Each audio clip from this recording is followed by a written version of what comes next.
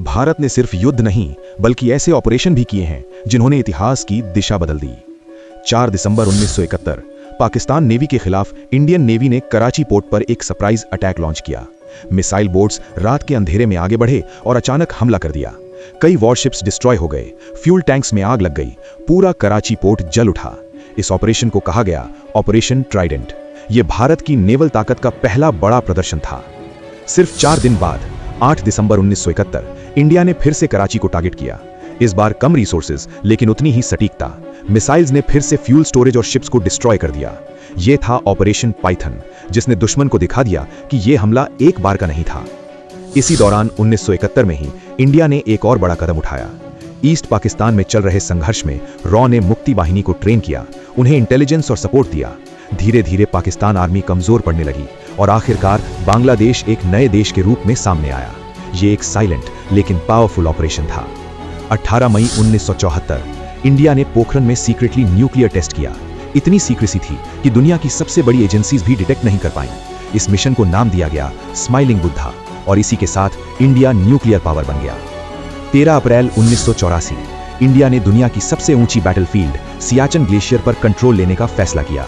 Extreme cold -50 degrees, फिर भी Indian army ने हाइट्स कैप्चर कर ली। पाकिस्तान पीछे रह गया।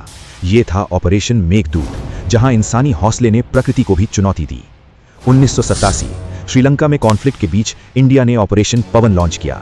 LTTE मिलिटेंट्स के खिलाफ यह मिशन आसान नहीं था। अर्बन वॉरफेयर, जंगल कॉम्बैट, हर जगह खतरा था। फिर भी इंडियन फोर्सेस ने अपनी प्रेजेंस मजबूत बनाए रखी। ये एक कॉम्प्लेक्स और चैलेंजिंग ऑपरेशन था। 3 नवंबर 1988 मालदीव्स में अचानक एक कू अटेम्प्ट होता है। प्रेसिडेंट मदद के लिए इंडिया को कॉल करते हैं और सिर्फ कुछ घंटों में इंडियन फोर्सेस एक्शन में आ जाती हैं। कमांडोज एयरलिफ्ट होकर पहुंचते हैं और सिचुएशन कंट्रोल कर लेते हैं। यह था ऑपरेशन कैक्टस, जिसने दुनिया को इंडिया की रैपिड रिस्पांस कैपेबिलिटी दिखाई। 11 से 13 मई 1998 इंडिया फिर से पोखरण में न्यूक्लियर टेस्ट्स करता है। इस बार और भी सीक्रेट तरीके से सैटेलाइट्स को डिसीव किया जाता है और टेस्ट सफल होते हैं। India officially nuclear weapon state बन जाता है। यह था पोखरण 2, एक बोल्ड डिसीजन जिसने ग्लोबल बैलेंस बदल दिया।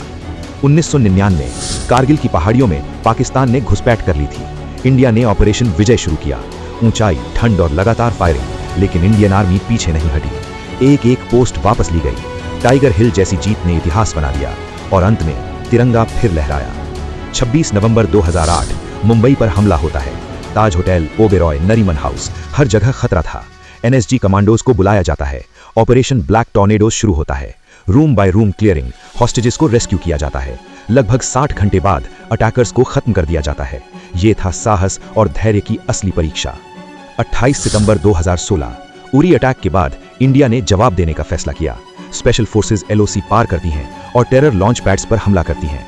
क्विक एंट्री, क्विक एग्जिट, यह था सर्जिकल स्ट्राइक, जिसने क्लियर मैसेज दिया। 2017 से कश्मीर में मिलिटेंसी के खिलाफ ऑपरेशन ऑल आउट शुरू किया गया। आर्मी, CRPF और पुलिस ने मिलकर मिलिटेंट नेटवर्क को टारगेट किया। धीरे धीरे ये नेटवर्क कमजोर पड़ने लगा। यह एक लॉन्ग टर्म मिशन था जो आज भी जारी है। 26 फरवरी 2019 पुलवामा अटैक के बाद इंडिया ने बालाकोट में एयर स्ट्राइक किया। फाइटर जेट्स पाकिस्तान के अंदर जाते हैं और टेरर कैंप्स को टारगेट करते हैं। यह सिर्फ रिटेलिएशन नहीं था, यह एक स्ट्रॉन्ग मैसेज था कि इंडिया जवाब देना जानता है। लेकिन इन सब के बीच एक ऐसी कहानी भी है जो खामोशी में लिखी गई। 1975 से 1983 के बीच रविंद्र कौशिक नाम का एक भारतीय पाकिस्तान आर्मी में इन्फिल्ट्रेट होता है। वो मेजर रैंक तक पहुंचता है और सालों तक इंडिया को सीक्रेट इंफॉर्मेशन भेजता है। उन्हें कहा गया ब्लैक टाइगर। ये भारत के सबसे डेयरिंग स्पाई ऑपरेशंस में से एक था। और आखिर में कुछ ऑपरेशन ऐसे भी होते हैं जिनकी कोई तारीख नहीं होती, कोई नाम नहीं होता, जिनके बारे में हम कभी नहीं जान पाते, लेकिन वही मिशंस इस देश को सुरक्षित रखते हैं। ये सिर्फ ऑपरेशन नहीं थे, ये भारत की ताकत, उसकी रणनीति और उसके वीरों की कहानी है। जय हिंद।